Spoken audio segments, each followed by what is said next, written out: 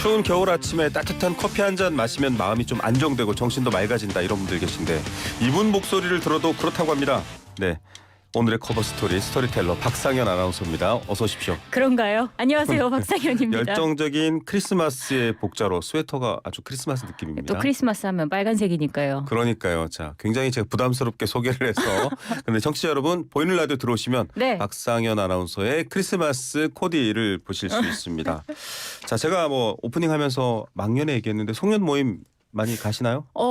올해는 뭐 거의 없을 것 같고요. 이제 뭐 애를 그렇죠. 키우다 보니까 다음 주쯤에 네. 애 엄마 아빠들과 함께 역시. 공동 육아를 하기로 예. 했습니다. 그게 송년 아이 모임이죠. 동반, 맞습니다. 아이 동반일 수밖에 없습니다. 예. 이렇게라도 좀 모여서 자영업자들 지금 예약 취소돼서 많이들 힘들다고 하시는데요. 그분들한테 좀 힘이 될 수 있으면 좋겠고 그러려면 정치권에서도 송년 모임 할 수 있도록 이질망이 아니라 발할망 막년에 할 수 있도록 좀 힘을 써주셔야 될 것 같습니다. 네. 관련 얘기 어떻게 진행되고 있는지 오늘도 박상현 스토리텔러가 정리해 줍니다. 먼저 오늘 국무회의 안건에 이른바 쌍특검법, 내란 일반특검법, 김건희 여사특검법입니다. 이거 오늘까지 공포 안 하면 탄핵할 거야 이런 네. 말도 나왔었는데 상정 안 한다고요. 그렇습니다. 쌍특검법 지난 12일 야당 주도로 국회 본회의를 통과했고 닷새 뒤인 17일에 정부로 이송이 됐죠. 이들 법안의 공포나 제2요구권 행사 시한은 내년 1월 1일까지인데요. 더불어민주당이 이보다 일주일 앞당긴 24일을 시한으로 내걸었습니다. 어제도 박찬대 원내대표는 한덕수 대통령 권한대행 국무총리가 오늘까지 24일까지 쌍특검법을 공포하지 않으면 책임을 묻겠다고 했습니다. 네. 하지만 정부는 특검법을 국무회의에 올리지 않을 방침인 것으로 알려졌습니다. 총리실 고위 관계자는 기본적으로 특검은 행정부의 권한이고 예외적, 보충적으로 국회 입법을 통해 추진한다면서 예외적, 보충적인 경우 여야 합의와 정부의 동의라는 절차와 형식을 필수적으로 갖춰야 한다고 설명했습니다. 네. 현재로서는 오는 31일 예정된 정례 국무회의에서 공포안이나 제2요구안이 상정될 것으로 보이고 한 권한대행이 제2요구권, 거부권을 행사할 것이라는 관측이 나오고 있습니다. 자, 민주당은 지금 특검으로 윤석열 대통령에게 지워져 있는 내란 혐의, 그다음에 여러 가지 수사에 대한 부분들에 대해서 좀 속도를 내야 된다는 입장인데 네. 만약에 거부권, 제2요구권을 행사할 경우에는 한덕수 대통령 권한대행도 탄핵할 수 있다 이렇게 지금 얘기하고 있는 거잖아요. 맞습니다. 민주당 박찬대 원내대표는 어제 최고위원회의에서 한 권한대행이 내일 특검법을 공포하지 않으면 그 즉시 엄중하게 책임을 묻겠다며 즉시 절차를 밟겠다 이렇게 말한 겁니다. 민주당은 한 권한대행이 내란 상설특검 후보의 추천 의뢰를 지금까지 하지 않은 것도 진상규명을 막는 시간 끌기라고 보고 있습니다. 민주당은 만약 한 권한대행이 오늘 내란 김건희 여사 특검법을 공포하지 않는다면 26일 본회의에 탄핵안을 보고하고 다음 날 표결하겠다는 방침을 세운 것으로 보입니다. 이 경우 가결 정족수 논란부터 시작해서 한 권한대행의 직무정지 여부 등을 놓고 여야의 첨예한 공방이 예상됩니다. 네. 자, 한덕수 국무총리 권한대행도 국무총리 국무회의 이제 비상계엄 가결 국무회의 참여한 부분 때문에 지금 또 여러 가지 입장에 처해 있는데 국민의힘에서 날선 반응이죠. 그렇습니다. 탄핵 인질극을 벌이고 있다 이렇게 비판을 했습니다. 권성동 대표 권한대행 겸 원내대표는 탄핵 소추가 진행된다면 명백히 대통령 권한대행에 대한 탄핵이라며 네. 야당은 대통령 권한대행으로서의 직무집행에 대한 책임을 묻는 탄핵소추안을 발의해야 하고 국회는 대통령 탄핵소추에 준하는 대통령 권한대행 탄핵 절차를 밟아야 한다고 강조했습니다. 그러니까 민주당이 한 권한대행 탄핵소추안 가결 요건이 총리 탄핵 가결 요건인 재적의원 과반 151명이라고 주장하는 걸 겨냥한 건데요. 네. 국민의힘은 대통령 탄핵 기준으로 재적의원 3분의 2 그러니까 200명이 돼야 한다고 보고 있는 겁니다. 예. 또 국민의힘은 쌍특검법에 대해서도 국정과 여당을 마비시키려는 속셈이 깔려 있다며 반대 입장을 분명히 하고 있습니다. 예, 저 국회 입법조사처도 지금 국무총리 직무를 수행하는 중에 생긴 이유라면 151명 권한대행일 경우엔 또 다른 논란이 생길 것으로 예상됩니다. 네. 여야정 협의체 제대로 출범할 수 있을까 걱정인데 26일 첫 회입니다. 자, 어떻게 지금 합의안이 좀 도출되고 여러 가지 좀 머리를 맞대는 상황을 국민들이 바라고 있을 텐데 어떻게 전망합니까? 일단 국민의힘 권성동 당대표 권한대행 겸 원내대표와 더불어민주당 박찬대 원내대표는 어제 국회에서 우 의장 주재로 회동해서 오는 26일 첫 회의를 열기로 결정했습니다. 그간 인적 구성 등을 놓고 여야 간 신경전이 이어졌는데 우선 첫 회의에서는 양당 대표가 참여한 뒤에 이후에 원내대표가 주도하기로 합의한 겁니다. 그래서 일단 국민의힘 권한대행과 민주당 이재명 대표가 논의를 시작하게 될 것으로 보이는데요. 다만 26일까지 국민의힘 비상대책위원장 인선을 마무리하게 될 경우 네. 비대위원장으로 대체될 수도 있습니다. 여야는 이날부터 이틀간 실무 협의를 통해서 구체적인 의제와 참석 범위 등을 조율한다는 방침입니다.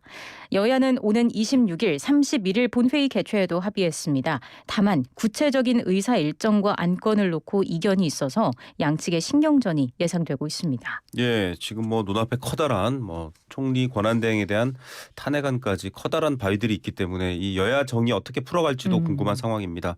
최소한의 공감대 속에서 협의체가 출발점에 섰는데 주도권 싸움은 안 끝날 것 같아요. 그러게요. 국민의힘은 현재 공석인 국방부 행정안전부 장관 임명과 내년도 예산 조기 집행 등을 요구한다는 구상인 반면에 민주당은 추경 연초 편성 등을 내세우고 있습니다. 앞서 얘기했던 한덕수 대통령 권한대행 탄핵소추 가능성도 변수로 꼽히는데요. 자칫 협의체가 출범도 하기 전에 좌초되는 거 아니냐 이런 우려가 나오고 있습니다. 예. 의사 일정 문제에도 여야 간 이견이 첨예한데 야당은 계엄 사태 대정부 질문을 위한 추가 본회의가 필요하다고 주장하지만 여당은 이미 관련 현안 질문을 한 만큼 불필요하다고 맞섰습니다. 자, 윤석열 대통령 탄핵 심판 이야기로 넘어가 보겠습니다. 지금 서류를 수령하지 않고 있다는 소식 계속 전해드렸었는데 네. 헌법재판소에서는 송달된 것, 즉 전달된 것으로 간주하고 재판 이어간다 이렇게 입장을 밝혔습니다. 맞습니다. 앞서 헌재는 19일 탄핵심판 관련 접수 통지 및 답변 요구서, 준비 절차 회부 결정서, 기일 통지서, 준비 명령 등 각종 서류를 우편으로 윤 대통령 관저로 발송했습니다. 이 서류가 20일에 관저에 도달했지만 대통령 경호처에서 재차 수취를 거부했는데요. 네. 헌재는 19일 재판관 회의를 열고 수령 거부 상황에 대해 논의했고 이 자리에서 재판관들이 윤 대통령 측이 수령을 계속 거부할 경우 발송 송달로 간주하기로 결정했다고 합니다. 예. 헌재 결정에 따라서 윤 대통령은 이제 각종 서류를 모두 송달받은 셈이 됐습니다. 오늘까지 국무회의 회의록과 포고령 1호를 27일까지는 답변서를 제출해야 하는데요. 네. 실제로 요구에 응할지는 아직 알 수가 없습니다.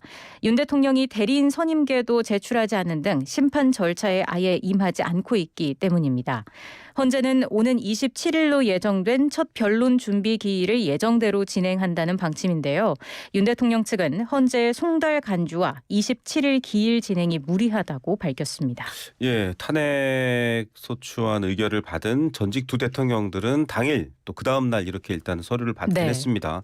윤석열 대통령은 전직 대통령 박근혜 대통령을 언급하면서 이게 지금 탄핵 심판부터 먼저 받아야지 뭐 다른 수사 같은 것들은 하기 어려운 상황이다 이런 얘기도 했습니다. 네, 윤 대통령이 수사기관의 출석 요구에 계속 불응하고 있는 상황과 관련해서 윤 대통령이 대리인을 통해 수사보다는 탄핵 심판 절차가 우선이라는 입장을 밝혔습니다.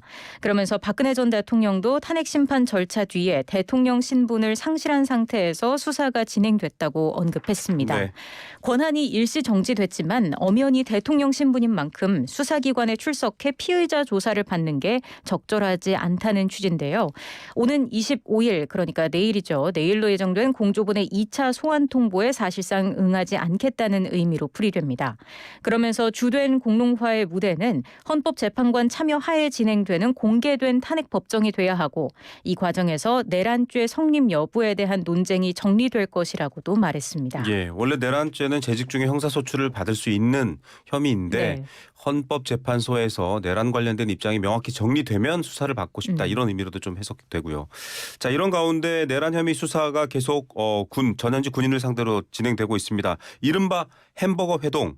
이거 모의한 분이 노상원 전 정보사령관 이분인데 수첩을 확보했더니 지금까지 드러난 사실들과 조금 부합하는 내용들도 있다. 이런 보도가 나오더라고요. 맞습니다. 그래서 비상계엄 관련한 전모를 밝히는 하나의 결정적 단서가 될 거다. 이런 전망이 나오고 있는데요. 네. 손바닥 크기로 60여 쪽 분량의 이 수첩에는 지난 3일 밤에 발표된 비상계엄 포고령 1호의 문구와 상당 부분 겹치는 내용이 들어있었던 것으로 알려졌습니다. 국회 봉쇄라는 표현이 있었다고 경찰은 설명했습니다. 네. 실제로 계엄 선포 직후에 일반인은 물론 의원들의 국회 출입이 통제가 됐잖아요. 네. 수첩에 적힌 구상대로 진행된 정황으로 보이는데 경찰은 여기에 정치인과 언론인, 종교인, 노조, 판사와 공무원 등이 수거 대상으로 적혀 있었다고 말했습니다. 수거는 사람이 아니라 물건에 쓰는 표현일 텐데요. 예, 그 수거는 체포를 의미하는 것으로 해석된다면서 이들에 대한 수용 및 처리 방법도 언급돼 있었다고 경찰은 설명했습니다. 네. 경찰은 여기에 대해서 수첩에 사살이라는 표현도 있었다고 밝혔습니다. 예, 정확한 의미와 맥락은 수사를 통해서 더 밝혀내야겠습니다. 네. 그런데 뭐 드러난 내용만으로 좀 충격적이네요. 자, 12.3 비상계엄 사태 수사 중인 검찰 역시 육군 수도군단 군사경찰단 관계자들을 소환 조사했습니다. 네, 검찰 비상계엄 특별수사본부는 어제 백철기 수도군단 군사경찰단장을 참고인 신분으로 불러 조사했습니다. 네. 육군 수도군단은 계엄 당일 방첩사령부로부터 구금시설을 비워달라며 미결 수용소 이감 요청을 받았다는 의혹을 받는 부대 중 하나죠.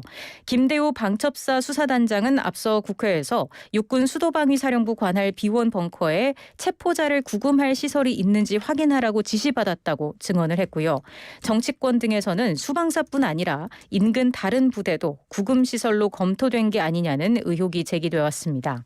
계엄 당시 정치인 등 주요 인사에 대한 체포 지시가 이루어진 정황을 확인 중인 검찰은 수방사뿐 아니라 인근 군단의 구금시설도 추가로 점검하거나 예. 체포자 수용 장소로 검토된 바 있는지를 들여다보는 것으로 보입니다. 예, 조금 더 정확한 수사를 통해서 명백한 증거와 함께 어느 정도의 규모를 생각하고 있었던 건지 구체적인 실행 계획이 어땠는지 밝혀져야 될 부분인 것 같습니다. 콘서트 연말에 송년 모임도 취소되지만 콘서트도 많이 취소되기도 했었는데 네. 그럼에도 불구하고 공연은 뭐 팬들이 있으니까 취소가 안 됐는데 이분 공연은 취소가 됐습니다. 바로 가수 이승환 씨인데요.